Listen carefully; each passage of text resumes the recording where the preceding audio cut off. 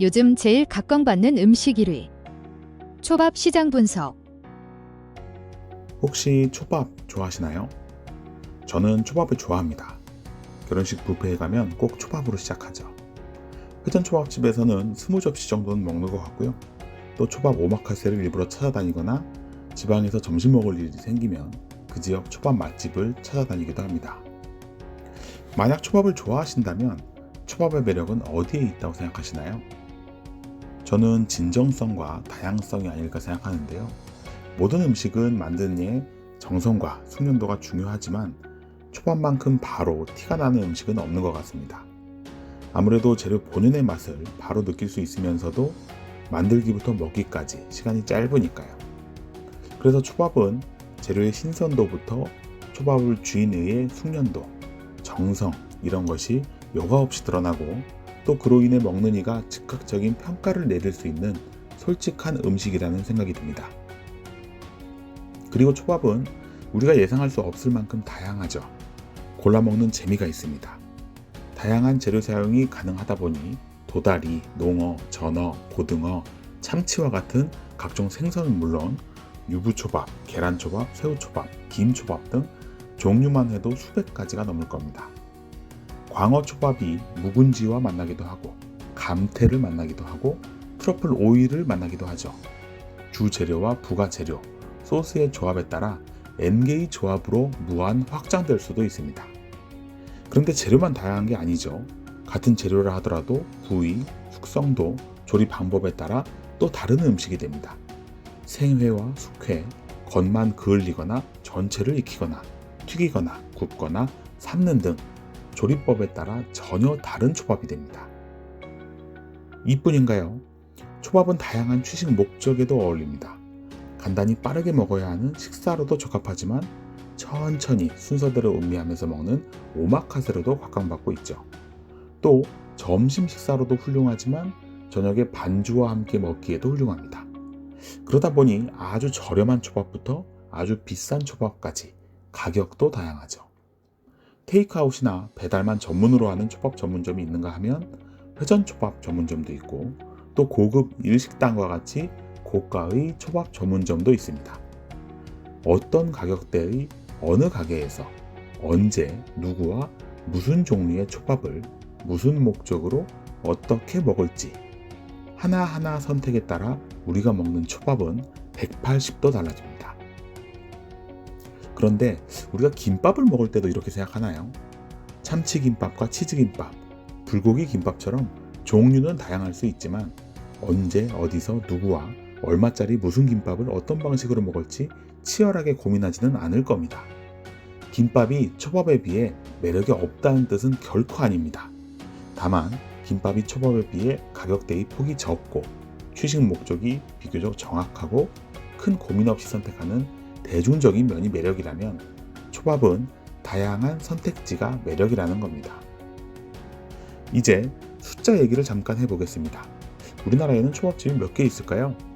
유행이라고들 하는데 무슨 근거로 유행이라고 하는 거죠? 먼저 우리나라 초밥집은 22년 말 기준으로 약 5,000개 정도 집계됩니다. 그리고 요즘 들어 초밥이 유행이라고 얘기하는 이유는 예전보다 훨씬 많이 눈에 띄기 때문이죠. 어느 정도 늘었냐고요? 지금으로부터 5년 전 2018년에는 월 평균 운영되던 전국 초밥집 수가 3,202개였습니다. 그러다 2019년 3,397개로 6.1%가 늘어났죠. 코로나가 상륙한 2020년은 잠깐 주춤하면서 1.1% 늘어난 3,435개로 집계됐지만 이때는 유지된 것만 해도 대단한 선방이었고요. 2021년은 거기서 23.6%가 늘어나면서 4,247개를 기록하더니 2022년은 4,837개로 다시 13.9%가 늘어났습니다. 그리고 2023년 1월 최근에는 5,000개에 육박하고 있죠. 같은 기간 매출액도 눈에 띄게 늘었습니다. 전국 시장 규모는 2018년 1조 8천억 규모에서 2019년 1조 9,767억으로 9.8% 증가했다가 2020년은 1조 8,438억으로 조금 감소하는 듯 보였으나 2021년 2조 2,101억, 2022년 2조 6,381억으로 각각 19.9%, 19.4% 증가했습니다. 코로나 이후 오히려 큰 폭으로 증가하는 업종이 되었죠. 그리고 이때 꼭 같이 살펴봐야 할 부분이 배달 시장의 성장입니다. 배달 시장의 성장이 전체 초밥 시장의 성장을 이끈 원동력이기도 하지만 초밥집이 다양한 형태로 변화를 시작하게 된 계기도 코로나19와 배달 시장의 성장이었기 때문이죠. 먼저 초밥 배달 시장은 2019년만 해도 전체 초밥 시장 매출의 6.3%를 차지하고 있었습니다. 93.7%는 오프라인 매장의 매출이었죠. 그러다 코로나가 시작된 2020년에는 전체 시장의 14.1%로 2배 이상 비중이 증가합니다. 매출액도 2배 이상 증가했고요. 같은 기간 초밥 전체 시장의 매출은 큰 변화가 없었는데요. 오프라인 시장에서 매출액이 빠진 만큼 온라인 배달 시장으로 옮겨간 것이었죠.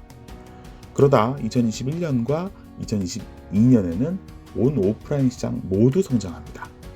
배달 시장의 비중이 20%까지 늘어났지만 오프라인 시장도 그에 못지않게 시장 규모가 증가했습니다.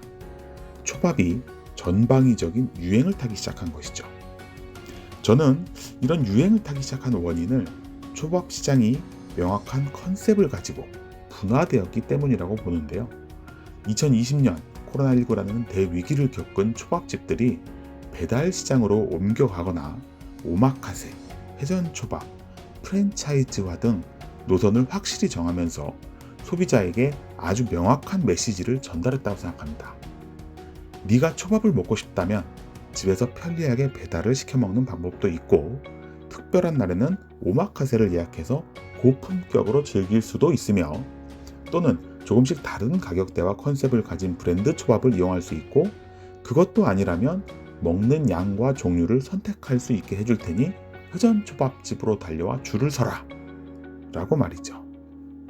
마치 김밥천국과 같은 종합분식이 분식시장을 점령하던 시절 국대, 조스, 엽기, 신전과 같은 떡볶이 시장이 전문화되어 떨어져 나오고 바르다김 선생, 로봇김밥, 압구정 리김밥과 같이 김밥 시장이 또 떨어져 나오며 소비자의 선택을 받은 것처럼 초밥 시장도 각각의 매장과 브랜드가 가격과 목적, 채널을 명확히 하면서 소비자에게 확실한 선택지를 줬다는 이야기입니다.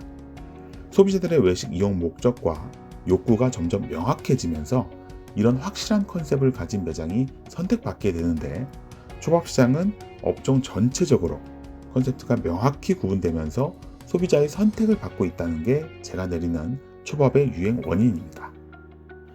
지역별로도 한번 살펴볼까요?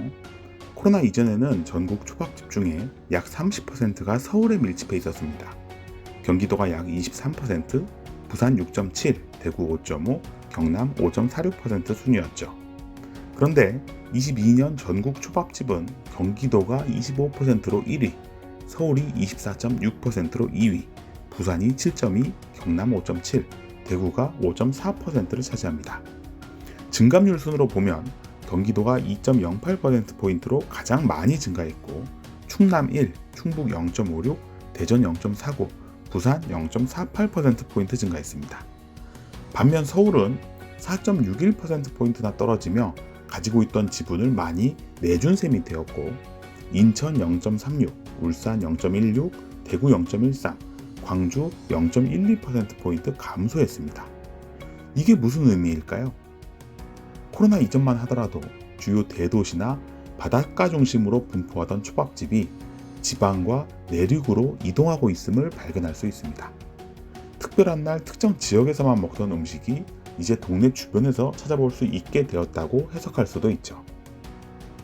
그런데 점포수만 보면 전국적인 분화로 읽힐 수 있지만 꼭 매출의 분포와 변화도 함께 봐줘야 됩니다. 2019년 매출의 분포는 점포수의 분포와 유사하게 서울 29.2%, 경기도가 23.4%, 부산 6.48%로 나타나는데 22년에는 서울 29.1%, 경기 24.95%, 부산 6.21%로 나타나거든요. 뭔가 이상함을 느끼셨나요?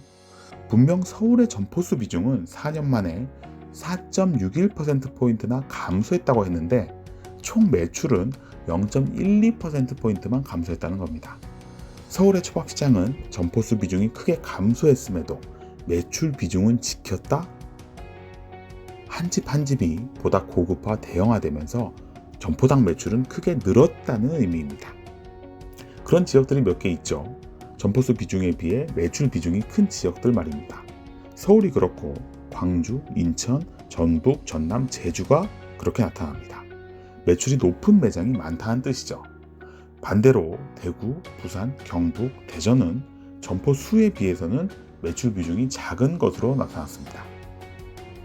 지역을 좁혀서 서울과 경기 지역만 놓고 보면 19년에 비해 22년 매장이 가장 많이 늘어난 지역은 경기도 고양, 화성, 성남, 수원, 남양주, 안산, 시흥, 김포와 서울 강남, 강서 등 주요 지역이거나 인구가 증가하는 신도시가 주로 나타나는 데 비해 매출이 증가한 지역은 성남, 영등포, 고양, 강남, 종로, 중구, 서초 등 서울 경기에서도 중심 지역이나 직장가가 주로 나타납니다. 어떤 컨셉의 초밥집이 어디에서 돈을 벌고 있는지 감이 오시나요? 고가의 저녁 시간대를 대상으로 하는 초밥집은 이미 형성된 주요 상권으로, 프랜차이즈나 배달을 주로 하는 초밥집은 인구가 증가하는 지역으로 나가는 것이 적합하다는 겁니다. 그런 적합도는 상세 지역 단위로 분석해 보면서 찾아갈 수 있습니다. 이번에는 메뉴 이야기를 해보겠습니다. 초밥시장의 전체 규모, 지역별, 채널별 규모를 이야기하는 자료도 얼마 없지만 메뉴 얘기는 아마 처음일 것 같은데요. 전국 초밥집의 약 3분의 1 정도의 점포수 표본으로 만든 자료입니다.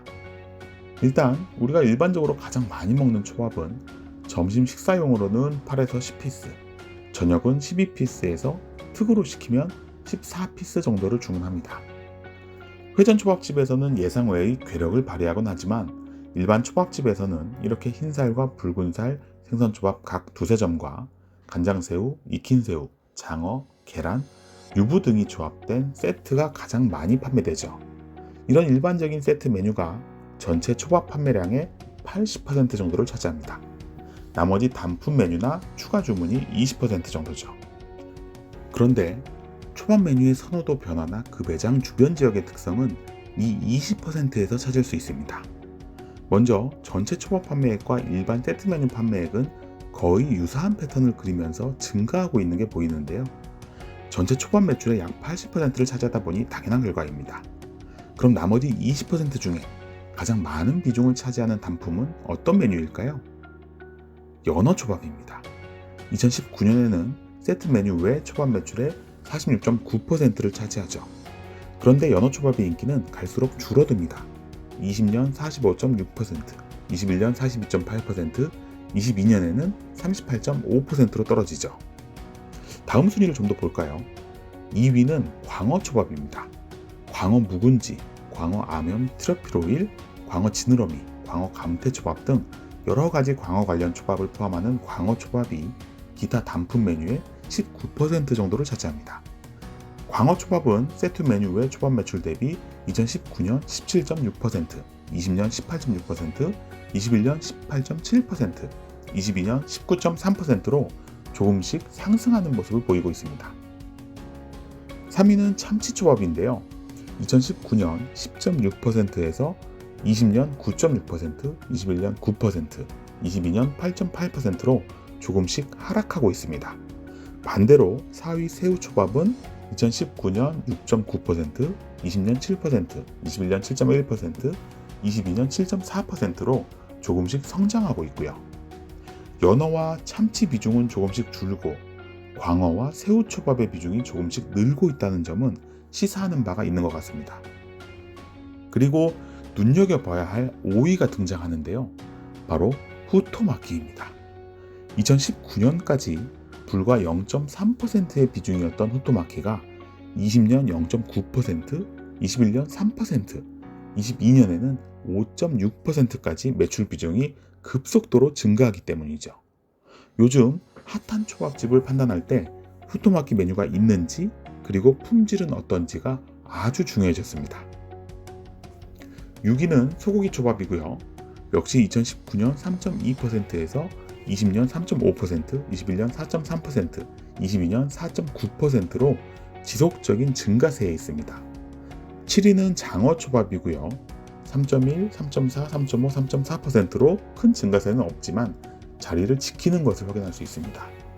8위 계란초밥은 2.2, 2.6, 2.8, 3%로 꾸준히 증가하고 있고요. 9위 유부초밥과 10위 간장새우초밥은 비슷한 수준으로 유지되는 것을 확인할 수 있습니다. 결론적으로 연어초밥이 크게 감소한 자리를 후토마키, 광어, 소고기 초밥이 채웠다고 이해하면 되는데요. 정통 초밥 재료인 연어나 참치가 줄고 다양한 조합이 가능한 광어나 후토마키, 소고기, 계란, 새우 같은 초밥 비중이 증가하는 것은 어떤 의미일까요? 제게는 초밥 이용객의 연령대가 낮아지고 대중화되고 있다는 의미로 읽힙니다. 그럼 가격도 같이 착해지고 있을까요? 그렇지는 않습니다. 회전초밥집에 가면 원래 낮은 가격대로 분류되었던 계란초밥이나 새우초밥이 좀 더 고급화되고 단품 메뉴화되면서 가격이 올랐고, 광어초밥은 각종 재료들과 조합되면서 가격이 올랐습니다. 소고기나 장어초밥처럼 원래 고급 초밥으로 인식되던 특수초밥은 자연스럽게 가격이 올랐고요. 인기 만점인 후토마키는 가장 큰 폭으로 가격이 올랐습니다. 비중이 감소한 연어와 참치, 별도의 대왕초밥으로 브랜드 분리가 일어난 유부초밥만 큰 증가가 없었죠. 전체 시장 변화부터 가격까지 몇 가지 포인트들을 짚어봤는데요. 마지막으로 지역별 선호 메뉴를 살펴보고 마무리하겠습니다. 지역별로도 이 메뉴의 선택에 차이가 있거든요. 먼저 일반적인 세트 메뉴의 비율이 가장 높은 지역은 90.8%를 보인 대전이었습니다. 열의 9은 추천 세트 메뉴를 시킨다는 뜻이죠. 충북과 충남, 부산, 세종이 뒤를 이었는데, 이런 지역은 85% 이상 일반 세트 메뉴를 주문하는 것으로 나타났습니다.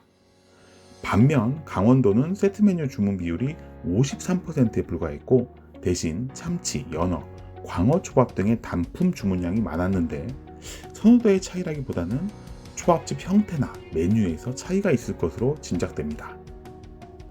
다음으로 후토마키는 제주에서 비율이 가장 높았고, 경기, 세종, 경남, 대전 지역의 판매 비율이 높았습니다. 소고기 초밥은 대구, 울산, 전남 순이었고, 새우는 대구, 강원, 광주, 계란 초밥은 광주, 세종, 인천의 비율이 높았습니다. 큰 차이는 아니지만 이런 지표는 굉장히 중요한데요. 평균적인 메뉴 판매 비율보다 특정 메뉴의 판매 비율이 높은 것은 곧 그 매장을 찾는 고객을 대변합니다. 계란이나 유부초밥 비율이 높다는 것은 어린 연령층이 있는지 생각해 봐야 하고, 참치나 연어, 광어 초밥이 많으면 연령대가 높은지, 단체 손님 비율이 높은지 찾아봐야겠죠. 그런 자료들이 모이면 요일, 시간, 목표 고객별로 어떤 메뉴와 가격대, 세트 구성을 할 수 있는지 전략으로 이어지게 됩니다. 들여다볼 것도 많고 복잡하죠. 원래 데이터에서 답을 찾아서 돈을 벌기까지가 쉬운 건 아닙니다. 그런데 이렇게 답을 찾으면 누구도 따라올 수 없는 격차를 만들 수 있습니다. 오늘은 초밥 얘기를 해봤는데요. 초밥뿐만 아니라 전 업종별로 이런 답안지를 만들어가고 있습니다. 아마 올해 내에는 그렇게 만들어진 시스템을 보여드릴 수 있을지도 모르겠네요. 상권 분석이 어디까지 갈 수 있는지 한번 보여드려 보겠습니다. 상권 읽어주는 남자 주실장이었습니다. 좋아요, 댓글, 구독, 알림 설정.